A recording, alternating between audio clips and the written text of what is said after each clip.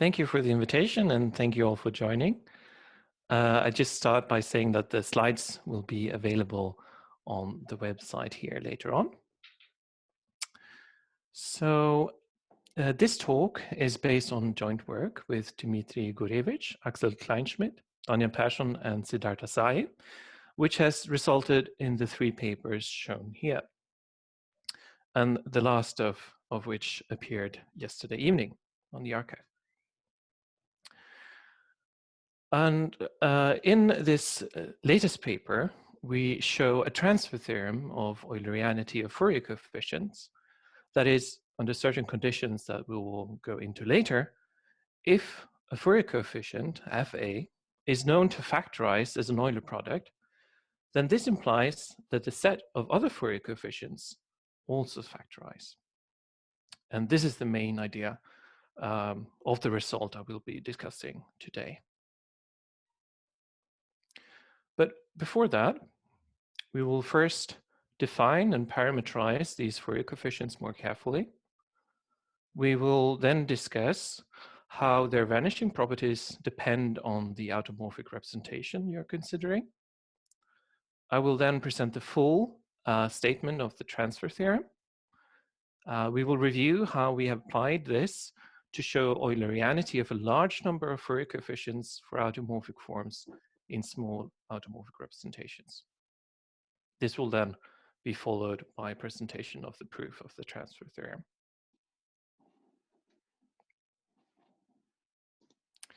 So a standard example of an Eulerian Fourier coefficients are so-called Whittaker coefficients, and they have long been used to study L functions, both via Langland-Shahidi and Rankin-Selberg, where the Eulerianity of these Fourier coefficient is a key ingredient.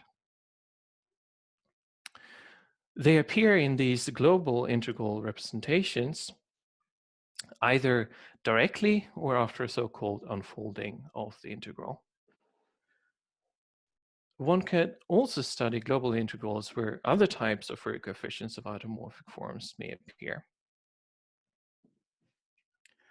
And if we want to show that such a global integral has the properties of an L function, it is not only important to know which Fourier coefficient vanish for which representations, but also which coefficients are Eulerian. Ginzburg, together with his collaborators, have studied this problem in a series of papers. They have, for example, devised a dimension formula which serves as a rule of thumb for when one can expect the above global integrals to be Eulerian. Our collaboration, though, started with a different initial motivation in mind. We wanted to study Fourier coefficients of automorphic forms inspired by questions coming from string theory, specifically about scattering amplitudes of gravitons and non-perturbative effects, such as instantons and black holes, where automorphic forms have proven to be a very powerful tool.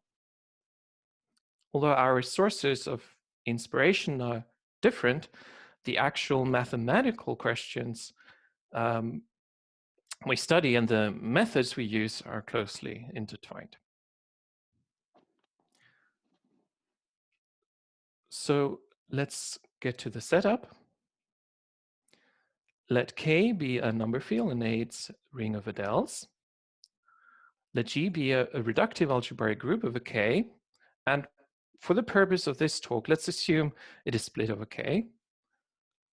Let little g be the Lie algebra and curly A to be the space of automorphic forms.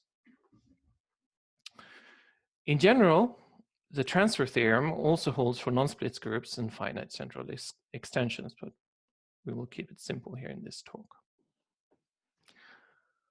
I said earlier that Whittaker coefficients are a standard example of Fourier coefficients. Let me define what these are. We fix a Borel subgroup B with unipotent radical n, and this means that n is a maximal closed connected unipotent subgroup. We let psi be a unitary character on n of A, which is trivial on n of K. For an automorphic form eta, we define the associated Whittaker coefficients to be this periodic integral over eta and the character psi. If psi is generic, that is, it is not trivial in any direction on the abelianization of n, then the Whittaker coefficient factorizes as an Euler product if eta is a pure tensor in an admissible, irreducible automorphic representation. And this follows from the uniqueness of so-called local Whittaker models. But we could also consider a more general case where we take any unipotent subgroup and a corresponding character on U. Then the associated Fourier coefficient defined as a similar period integral here over U of eta and psi U. And in some papers, these are called unipotent period integrals, and they reserve the word Fourier coefficients for a specific kind. But here we will be in the most general case. In general, these are not Eulerian. And as we said before, if U is maximal, for example, the n, they're called Whittaker coefficients. Another special case is when U is the unipotent of the unipotent radical of a parabolic subgroup, and we call it a parabolic Fourier coefficient. Now, we want to relate different types of Fourier coefficients. That's the goal. It is then useful to have a nicer parametrization using a pair of elements in the Lie algebra and its dual. And this pair is called a Whittaker pair. Here, S is semi-simple and rational, which means that it has eigenvalues in Q under the adjoint action. We also require that phi has eigenvalue -2 under the coadjoint action of S. We will often need to describe the eigenspaces of S. So for any rational number lambda, we will denote the lambda eigenspace of S like this. And the centralizer of phi we denote like this. From this Whittaker pair, we can obtain U and psi U as follows. The Lie algebra of U is given by this direct sum here, where GS larger than 1 is the sum of all eigenspaces with eigenvalue larger than 1. This exact expression for US phi will be motivated a bit later. To define psi U, we need to first fix a non-trivial unitary additive character on A trivial on K. And then psi U is defined like this, where we remember that log U is the unipotent, so the logarithm is a finite sum. Phi log U gives us an element in A, and then chi gives us the complex number. Because of their close relation between psi and this phi, I will probably colloquially often call phi a character a lot of times here in this talk. The Fourier coefficient associated to the Whittaker pair S phi is defined just as before, but with these definitions of U and psi, the character. Let's take an example. So we consider GL4 or SL4, and let S be the following diagonal element. I'd now like to visualize the different eigenspaces by different colors. And to obtain the eigenvalue for a single element matrix, we need only subtract the diagonal element at the same row with the diagonal element in the same color. So we see that, for example, we get these eigenspaces here. The character phi lives in the dual of the -2 eigenspace, which is shown in yellow here. And the unipotent integration domain is then coming from the whole blue area, independent of phi, since we don't have any one eigenspace. And we see that the unipotent integration domain that we get from this S, independent of phi, gives us this whole upper triangular area. So this means that the unipotent radical, it's actually the unipotent radical of the Borel, so this gives us a Whittaker coefficient. And in this language, it's actually easier to say what it means for phi to be generic. Here it means that it's supported on all these yellow root spaces. Let us consider another example here, where we see that the unipotent integration domain is specified by this blue area, and it's also independent of phi, which lives in the yellow area. And this gives an example of a parabolic Fourier coefficient, which is not a parabolic, which is not the Borel. Parabolic subgroups can be decomposed into a reductive Levy subgroup, L, and a unipotent subgroup, U, shown here in red and blue. So in general for GLN, L is block diagonal and P is block upper triangular. S can often is often an element in the Cartan, and then it's convenient to describe it by how it pairs with the simple roots using a weighted Dynking diagram. It's then easy to find the different eigenspaces by summing up the roots with the root spaces shown here. The weighted Dynking diagrams for the two examples are shown here and here. And if we let these weights in the Dynking diagram be either 0 or 2, then we describe a parabolic subgroup where L is given by the 0 eigenspace.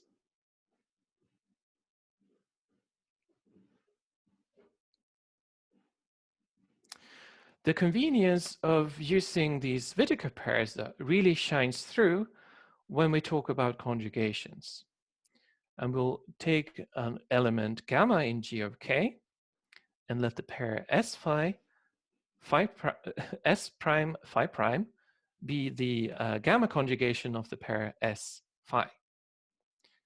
Then by a change of integration variable, one can show that the corresponding Fourier coefficient, they are related by this translation in gamma here for the argument G.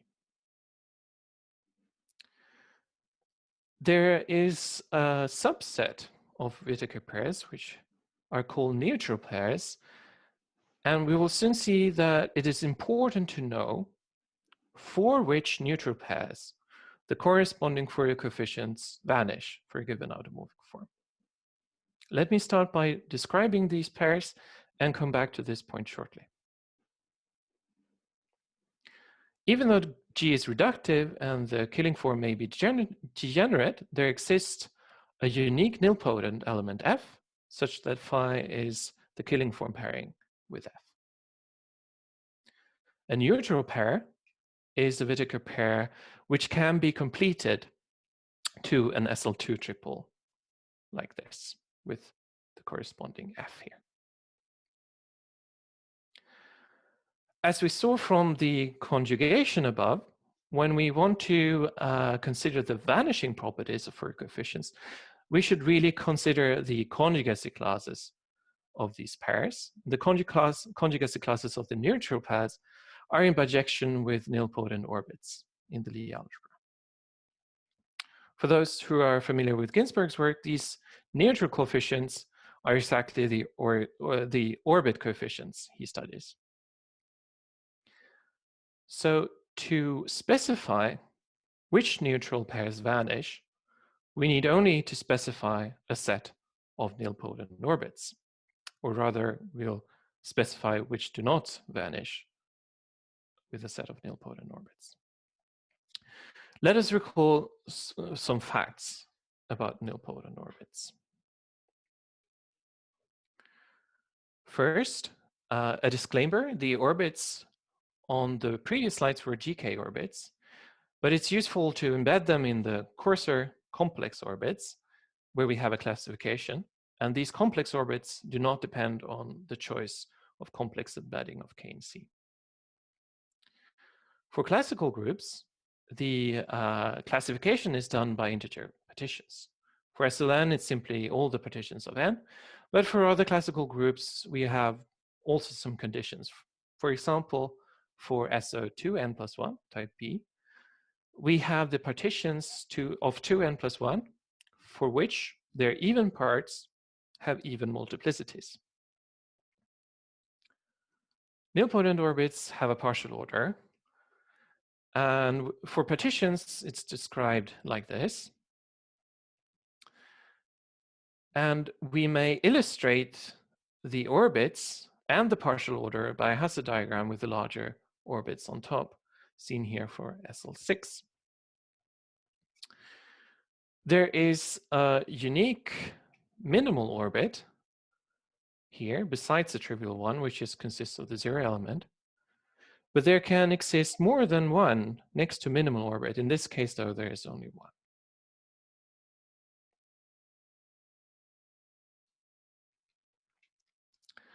In general, for a non-classical group, that is exceptional groups, nilpotent orbits are classified by Bala-Carter labels.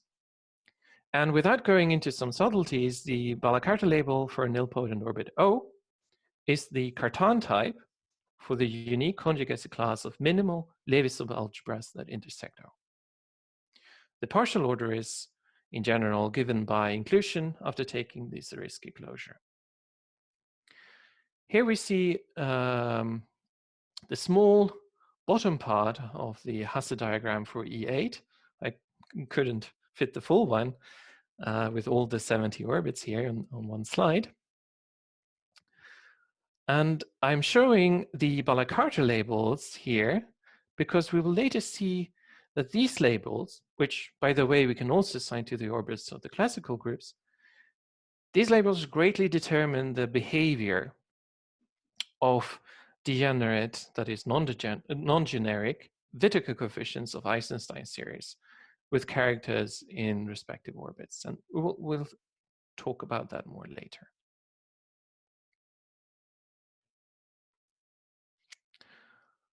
So going back to the vanishing properties of these neutral coefficients,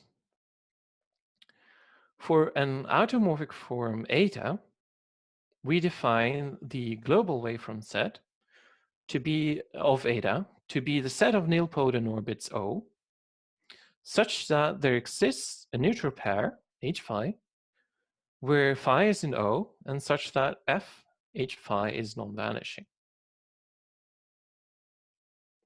One can similarly define the wavefront set for an automorphic representation like this,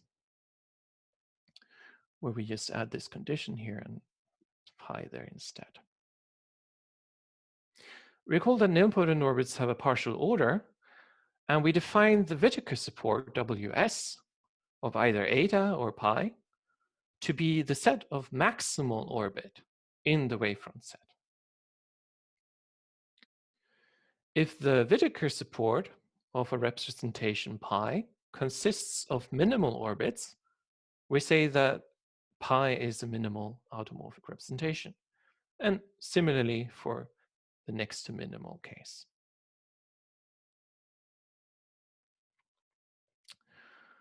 So far, we have only introduced some definitions. The substance comes from the following theorem of Gomez, Gurevich, and Tsai, who proved that if S phi is any pair, Whittaker pair, not necessarily neutral, such that phi is not in the global wavefront set, then the corresponding Fourier coefficient vanishes. In short, it is enough to know the vanishing properties of only the neutral coefficients. That's all we need to know.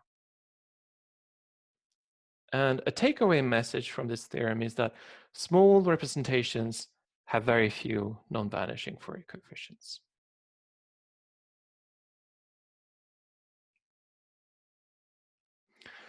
It is interesting to note that not all orbits can occur in the Whittaker support, that is, the maximal orbits in the wavefront set. For split classical groups, they have to be special orbits.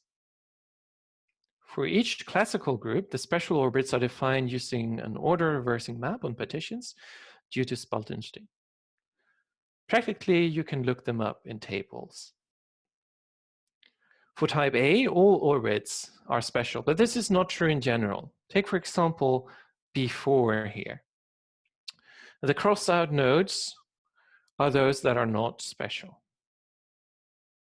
In fact, no Bn has a representation associated to its minimal orbit. And I will come back to this later when we discuss some of the applications. For now, I want you to note this particular next to minimal orbit here, which we see is the first special orbit above the trivial. More generally, the Whittaker support contains only so-called quasi-admissible orbits.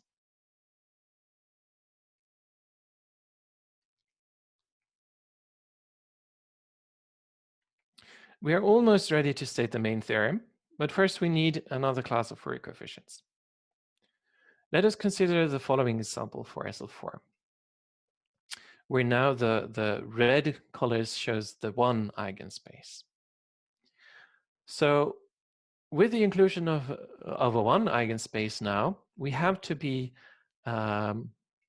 careful when determining the unipotent integration domain, especially about the second term in the direct sum.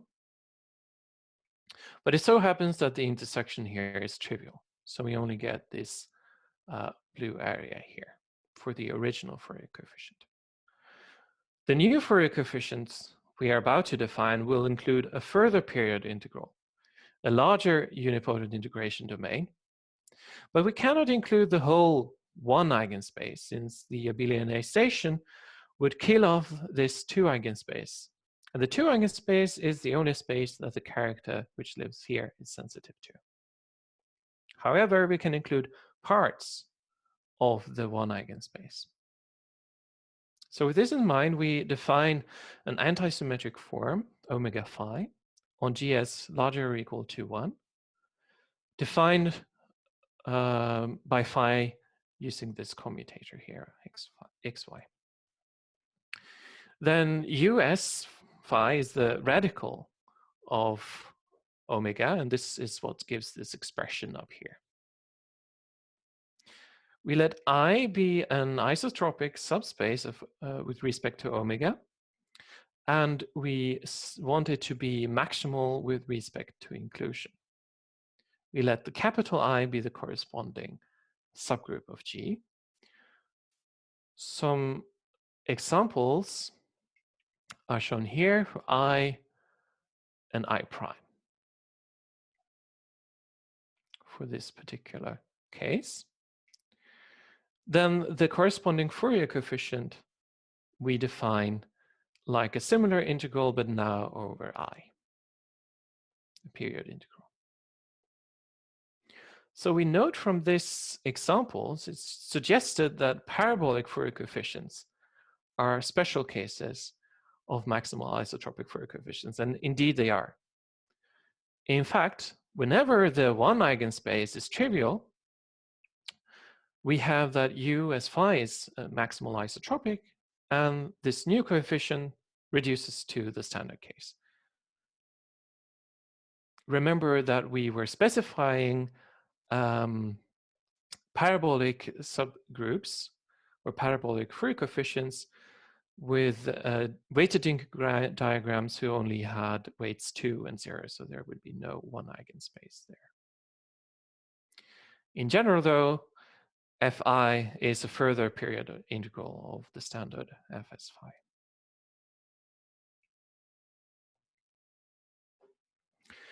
Okay, so I have introduced a zoo of different types of Fourier coefficients. I think we could all use an overview, so let's organize them. We start with the most general definition here, a unipotent period integral. This specializes to isotropic Fourier coefficients, and I should have said that we need not only take maximal isotropic subspaces, we can also choose to take any isotropic that includes US phi. But we will not see much of those coefficients here. We will mostly focus on the maximal isotropic, which we had an example from before, a special case of the isotropic. If we don't restrict ourselves to maximal case, we could have chosen the isotropic subspace I to be the radical US phi, and we end up here in the Whittaker pair case. We have discussed the specific kind of Whittaker pairs called neutral, and here we defined the wavefront sets and talked about small automorphic representations and orbits O. We also constructed parabolic Fourier coefficients, both by taking weighted Dynking diagrams with weights 0 and 2. And we also have noted that these are special cases of maximal isotropic coefficients.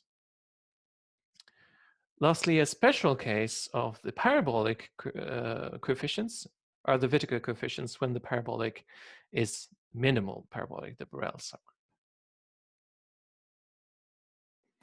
Any questions before we go on to the statement of the main theorem?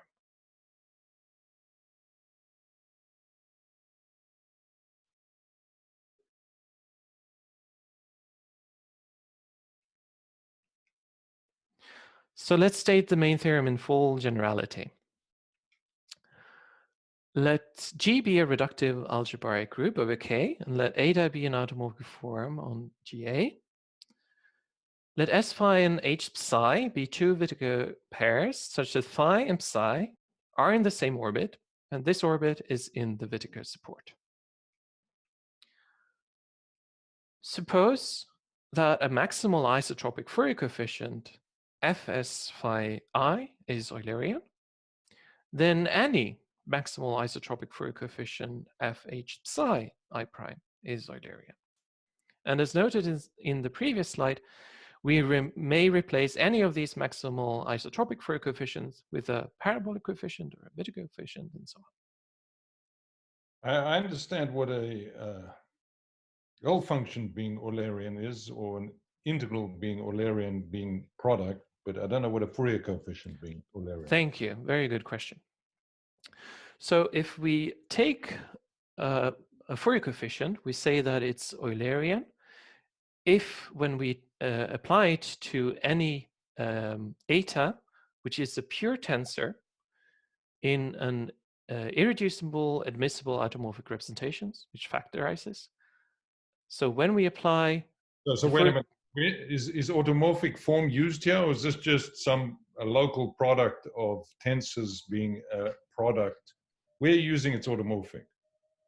So if the representation is admissible and irreducible, it factorizes. So if we take a pure tensor here, this function of G, so this would be a function of G, would then be Eulerian in the standard setting, like a function of this G. analysis, where is the gamma invariance?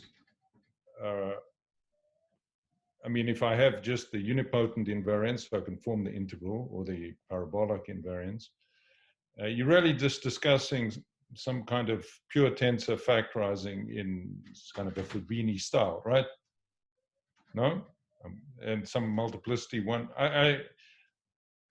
Can you maybe explain, when you apply it, you'll apply it to an automorphic form? Yes, that's correct. This is what you're doing is mainly local representation theory of some type. So we're using its automorphic, I guess that's... Yes, so we apply it to automorphic forms, that's correct. But I'm not sure I understand the other question. Well, suppose I start with a function, automorphic, and not an automorphic representation, a representation of GA, which doesn't happen to be automorphic, but happens to be unramified at almost all places and something like this. And then I ask whether something factorizes. It makes sense. I mean, you're just studying the factorization with putting specific vectors inside the integral. So I mean, I agree. It's only interesting when you apply it to automorphic forms, but are you using its automorphic somewhere to make the analysis? Does the analysis ever use its automorphic? So when we will apply this theorem later on to specific cases, then we will use some local uniqueness results. That's true. But the actual transfer is a bit more general. So the transfer we can use for something that we call automorphic functions, which is basically automorphic forms without the z-finiteness and the modular growth. Yeah. So the growth is one thing. I'm more worried about the gamma invariance, but let me wait. Maybe when I understand you'll apply it only to automorphic forms.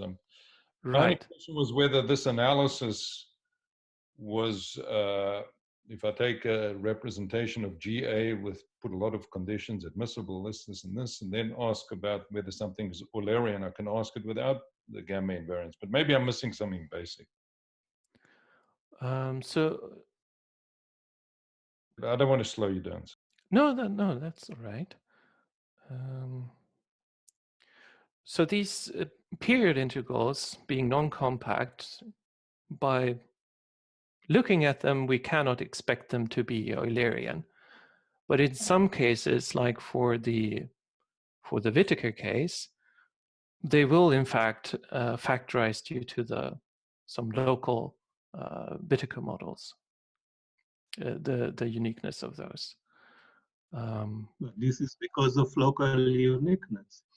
So we will, when we apply it later on, we will use some local uniqueness results to show that the starting point is Eulerian. And then we will use the transfer theorem to show that other coefficients are also Eulerian. Does that answer your question?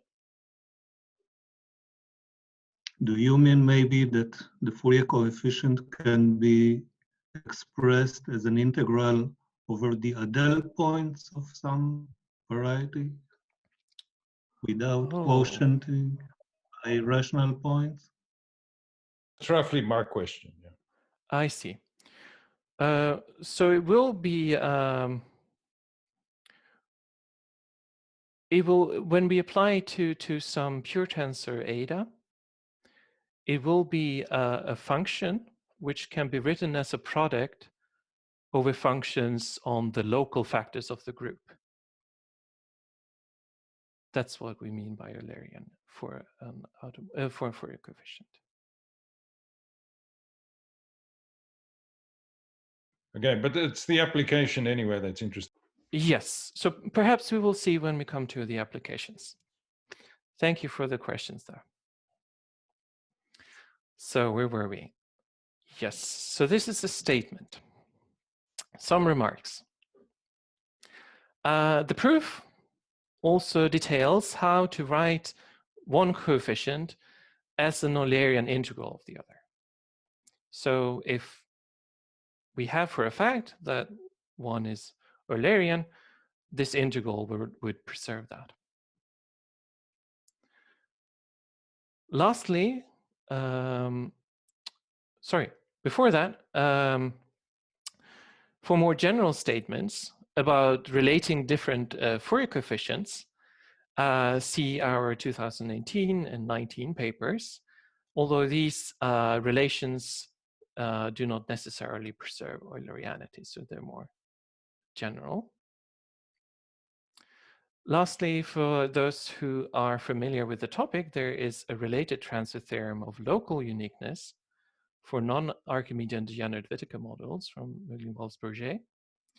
And while local uniqueness at every place implies Eulerianity, their local result cannot in general replace the global transfer theorem of the previous slide for two reasons. They do not consider non-Archimedean places, and the local wavefront set can vary over the places of K and be bigger than the global one. And our results do not depend on this local transfer theorem. We are now ready to apply the theorem. So we want to find automorphic forms which have some Fourier coefficients which is either known to be Eulerian or which we can prove it to be, and then transfer this Eulerianity to all other coefficients. Unfortunately, we cannot transfer the standard example, the generic Whittaker coefficients, to any new type of Fourier coefficients, because the orbit is basically too big to fit any other coefficients with such characters. I will present 3 applications. First, for certain minimal representations, then for certain next to minimal representations, and lastly, for some Eisenstein realizations. The last one is in particular of interest in string theory. For each of these applications, I will state which Fourier coefficient we use as a starting point in the transfer theorem and how we show that they are Eulerian. So for the following irreducible and admissible automorphic representations pi and character phi, we show that all corresponding parabolic and other maximal isotropic Fourier coefficients are Eulerian. So for the first application, a pi is a unitary minimal representation of G, which is split of type Dn or E7, and phi is non-trivial. Before you go to exceptional groups, maybe say we took the Weyer representation, which I think is minimal, maybe, no? Oh, I'm afraid I don't know. Situation, like in a symplectic group. I see Dima nodding in his video. Sorry, Peter, go ahead. No, my question was maybe you could say what you're doing in a classical group first. But is all the interesting stuff sorry, is all the interesting stuff only for exceptional groups, the new stuff? No, not only. So the next to minimal case in particular is for Bn and Dn. So why is it that we look at these particular groups? It's because of the starting point. So the starting point is a maximal parabolic Fourier coefficient with the parabolic has an abelian unipotent radical. And we show this one to be Eulerian using local uniqueness results from Loke-Savin and Kobayashi-Savin. And these are the groups and the representation they look at. So that's why we start from these. For the next to minimal case, we look at representations of G, also split of type of Bn or Dn. And such that the phi is, the orbit of phi is in the Whittaker support, and the corresponding complex orbit has position 3, 1, 1, 1, 1, 1, etc. The asterisk here is because of our earlier discussions about the minimal orbit of Bn not being special. So this next to minimal orbit is actually the first above the trivial one, which can occur in the Whittaker support. And the starting point here is again a maximal parabolic Fourier coefficient, which we can prove to be Eulerian by first using a hidden invariance that we show and prove of the coefficient, and together with some local uniqueness of Bessel models. And this is the reason why we look at this particular groups here and this orbit. So would this answer your question, Peter? I guess it does. It's just I don't think in that generality. I like to see an example. I guess that's what I'm asking. Give me a concrete example, like GSP something. So if you have a Fourier coefficient, which you know is Eulerian by some means, any means, then we can apply this to transfer to other Fourier coefficients. And here we have some applications where we have some condition on the global representation. So this is a global condition as well as here. For example, if you know all the local parts, are minimal and you have local uniqueness, then you of course know that the Fourier coefficients would be Eulerian. But then I believe you could use the local transfer theorem of Moglen-Wolfsberger, and you wouldn't need this global approach. Very good. Third application, and that concerns Eisenstein series. A Whittaker coefficient which is degenerate, that is not generic, is in general not Eulerian. However, for Eisenstein series, and E lambda, where lambda is a weight, we can compute these degenerate Whittaker coefficients via a so-called reduction formula. And we can show by computation that these degenerate Whittaker coefficients are Eulerian for certain weights lambda. So for this discussion, we restrict to the case where K is Q and G is split and simply laced. And we let rho be the Weyl vector. We have an Iwasawa decomposition. And we take the usual spherical Borel-Eisenstein series from a weight lambda using the logarithm map H here. It's the standard spherical Borel-Eisenstein series. So the reduction formula, in this case, looks schematically like this. So here we have some degenerate Whittaker coefficient. And this is a sum over some wide world representatives. M is an intertwiner known expression in terms of completed Riemann zeta functions. And this here is a Whittaker function, which is actually generic. So G prime here is the Levy subgroup on which psi n is generic. And many slides ago, I mentioned that the Balakarta label of the orbits would appear, and they determine the Cartan type for this Levy subgroup G prime here. As mentioned in the introduction, the Fourier coefficients here, which are generic, are Eulerian. But now, of course, we have a sum of them, so that is problematic. But we show that for certain lambda and certain characters psi n, this sum reduces to only one term, which leaves the original degenerate Whittaker coefficient to be Eulerian. Now, if you specialize to a weight lambda like this, where the capital lambda is a fundamental weight, and we specialize according to the following table here. And the reason for taking these particular Eisenstein series is because they appear in string theory. So let me try to describe this table. For example, if we take E8, split form, and take lambda to be 2s1 lambda 1 minus rho, with s1 being 3/2, we get an Eisenstein series in a minimal representation.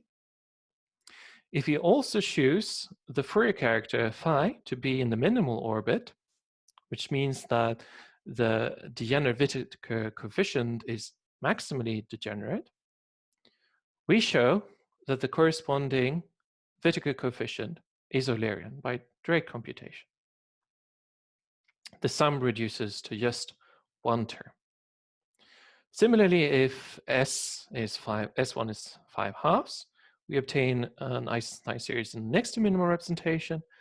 And if we take a phi in the next to minimal orbit with Balakarta label 2a1, we also show that the corresponding Whittaker coefficient is Eulerian.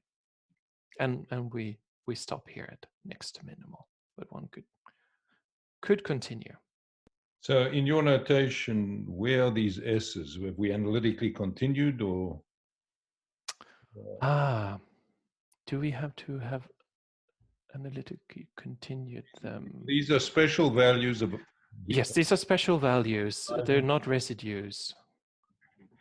And they are in well beyond the region of absolute convergence. I'm just trying to get a feel.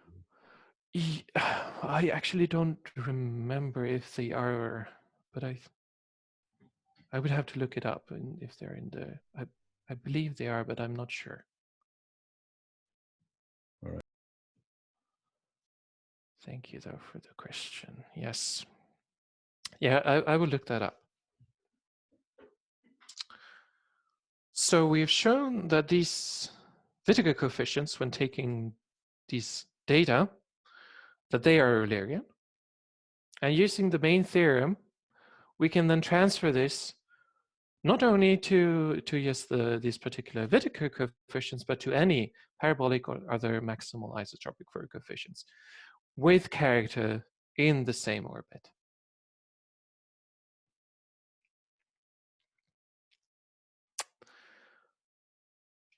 So for all these Fourier coefficients we have seen, the Eulerian Fourier coefficients, the character has been in the largest possible orbit it can be without making the coefficient vanishing. That is, the phi has been in the Whittaker support, and we say that the coefficient is of maximal rank.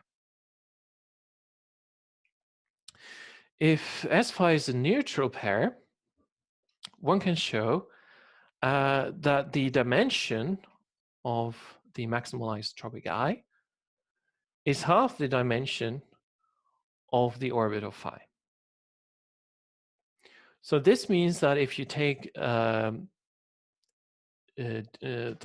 orbits, the phi to be in the Whittaker support, then the maximal isotropic Fourier coefficient Fi satisfies Ginzburg dimension formula, which is a rule of thumb for when we can expect certain global integrals to be Eulerian. Using the transfer theorem, we would then expect that any maximal isotropic Fourier coefficient, not necessarily neutral, with characters in the same orbits are Eulerian. So indeed, we show, actually without using the transfer theorem, that if pi is an irreducible admissible automorphic representation in the discrete spectrum of GLN, and S phi is a pair such that phi is in the Whittaker support, that is, it's of maximal rank, then any maximal isotropic Fourier coefficient is Eulerian on pi. And we expect that this fact about maximal rank coefficients to hold in a wider generality.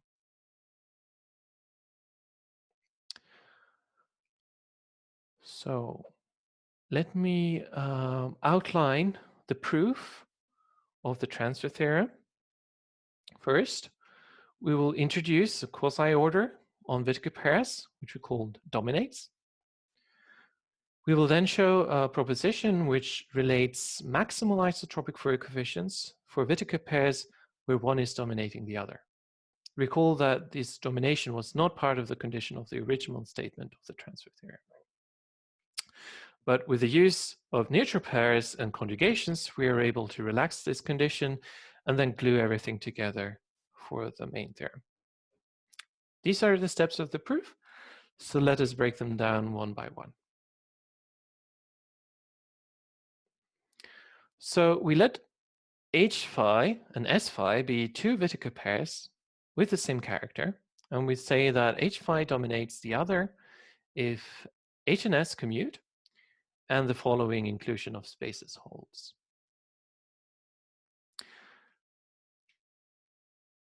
We show in our 2018 paper, and we'll illustrate in an example on the next slide, that in this case, then Fs phi is naturally and linearly determined by Fh phi, the dominating one. And that the dimension of the unipotent integral for H phi is smaller than that of S phi. Because of this, I like to say that the H phi is sharper coefficient, and the S phi is a coarser or rough one And one can show that for any pair S phi, there exists a neutral pair which dominates it. So we have the following picture. We have neutral coefficients which dominate any other coefficients. And Whittaker coefficients are, under certain conditions, the coarsest ones.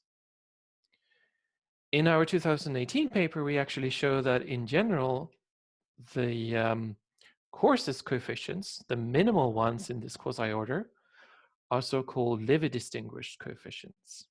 And if we have time, I will hopefully come back to this later for some interesting results about this. So let us consider an example. Let H and S be as before in the previous example, and let phi be in the intersection of the two yellow spaces, that is in the minus alpha 1 root space. Then H phi dominates S phi, and we can, in this natural way, write the coarser coefficient as a period integral of the sharper coefficient. If we want to go in the other direction, we would in general need to have a sum of coefficients of the coarser ones. So one can show that the sharper fh phi, in this case, here can be expressed in terms of S phi plus the sum over S phi phi plus phi prime with translated arguments gamma here. And this can be seen as a generalization of the Piatetsky, Shapiro, and Shalinka formula. The takeaway message is that we would need a lot of coarse coefficient to recover a sharp coefficient. However, if you take eta to be a minimal representation, then the wavefront set consists of trivial and minimal orbits. And this means that phi plus phi prime is only in the wavefront set if phi prime is 0. So this leaves us with only the first term here, if we are in the minimal representation. So this actually illustrates a very simple case of the transfer theorem. For the Eisenstein series we computed in the third application, we considered in the third application, we computed the Whittaker coefficient. Here, this is a Whittaker coefficient on the right-hand side using the reduction formula. And we show that this one is Eulerian. And now we see that the parabolic coefficient, which is actually identical to one for this particular phi, is therefore also Eulerian. In general, for the transfer theorem, though, there would be a global non-compact integral between the two. So this was a very streamlined example. Let me give you a flavor of how it works in general. So to do this in general, we will consider deformations of Whittaker pairs. We will go from H phi, which dominates S phi, we'll go from H phi to the S phi. And we let Ht to be this interpolation here, where T is a non-negative rational number. And we say that T is regular if these eigenspaces are the same for small enough epsilons. Otherwise, we call it critical. At a critical point T, the integration domain, U, may jump. And we want to be able to explain what happens at this jump and how to relate the coefficients on both sides, T minus epsilon and T plus epsilon. As in the example we saw before, it's easier to write the coarser coefficient T plus epsilon in terms of the sharper coefficient T minus epsilon. And in the other direction, we may need to sum over characters, phi plus phi prime. In fact, to be able to describe this accurately, I would actually have to define yet another type of Fourier coefficients using something called Whittaker triples, but I'll sweep that under the rug for now. So let me list the operations one would need to be able to relate the two coefficients on both sides of a critical point. As seen from the example we had a compact period integral in the first operation we saw. This was just a further period integral. We also saw we have Fourier expansion, which gives us a character sum. This was the second operation we saw when we went in the opposite direction. We also have something called a root exchange, which we haven't discussed so far. And this is when one or more root spaces drops out of the integration domain while another one comes in. And the coefficients are related via non-compact integrations. And this is very similar to what is called the root exchange lemma in Ginzburg-Raleigh-Sudry, just explained in a different language. I would like to mention that if we do a deformation and go in such a direction that we will pick up character sums, we will in general not be able to continue in the same deformation. It wouldn't satisfy the domination condition, so we would have to take a new deformation like this, and we could pick up more characters and take another deformation and so on. So which of these operations preserve Eulerianity? Well, the period integral is out of the question. The Fourier coefficient, the Fourier expansion would also be out of the question unless we can ensure that only one term survives. And that we could do, for example, by constraining the Whittaker support. Lastly, the root exchange always leads to a global integral that preserves Eulerianity. So now we just have to restrict to these kinds of operations and see what kind of conditions does that give for the deformations we can do. And using all these possible deformations, we show all these operations. We show the following proposition, which I will denote by star when we will later apply it to prove the main theorem. So we let H phi and S phi be Whittaker pairs such that one dominates the other. And the same character for both phi is in the Whittaker support. We let I and I prime be maximal isotropic subspaces for the respective pairs, and let V and V prime be these quotients. Define the corresponding groups, subgroups of G like this. Then the associated maximal isotropic Fourier coefficients are related by these integral here, and we can go back and forth. Note that these integrals preserve Eulerianity. So this is already a big step towards proving the main theorem, but note the extra condition here of that one should dominate the other. So we are now ready to prove the transfer theorem. Let us recall the setup. We are given two Whittaker pairs, S phi and H psi. They don't have to be the same now, but they have to be in the same orbit, and this orbit should be in the Whittaker support. And we are given two maximal isotropic subspaces for one for each respective pair. Note that we do not require one pair to dominate the other. And the goal is to show that the Eulerianity of one maximal isotropic Fourier coefficient implies the Eulerianity of the other. As discussed in the previous slides where we introduced the domination quasi-order, there exists a neutral pair, S phi and H phi for each respective pair, such that S phi dominates capital S phi and H psi dominates capital H psi.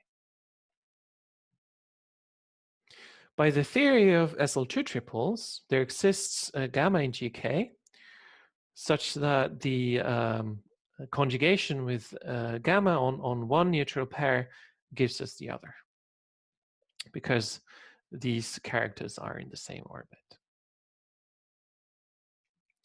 We let R be any maximal isotropic subspace for S phi. Then this R prime, which is the conjugation with the inverse, is a maximal isotropic subspace for the other pair. We can now relate all these maximal isotropic Fourier coefficients by the following Eulerianity preserving transformations. We can use the proposition star to relate h psi with the capital H psi with the lower h psi, since h psi dominates the other. Then we can use gamma conjugation to get this neutral pair into the other, giving us this extra gamma argument here. And then we can use the star proposition again for these dominating pairs. And this concludes the proof.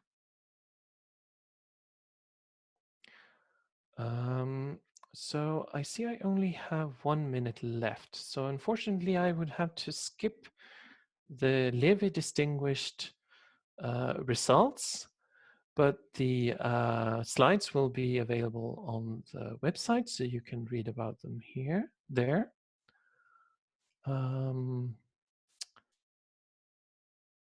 So we will also have to skip the hidden invariants. So these are all just some loose ends, topics I mentioned previously in the talk. Some further results either from the previous papers or the latest papers. So the hidden invariance was, for example, used in the application for the second case, the next to minimum one. But please take a look at the slides online. So to summarize, we have presented a transfer theorem for Eulerianity of Fourier coefficients of automorphic forms. We have applied this to unitary minimal representations of Dn and E7 to show Eulerianity for a large class of Fourier coefficients. And we also applied it to next to minimum representations of Bn and Dn for this particular orbit here. And also for Eisenstein series for simply Lagos groups by explicitly doing computation for some of the degenerate Whittaker coefficients. And the proof of this transfer theorem follows by deformation and conjugation of Whittaker pairs. Thank you very much.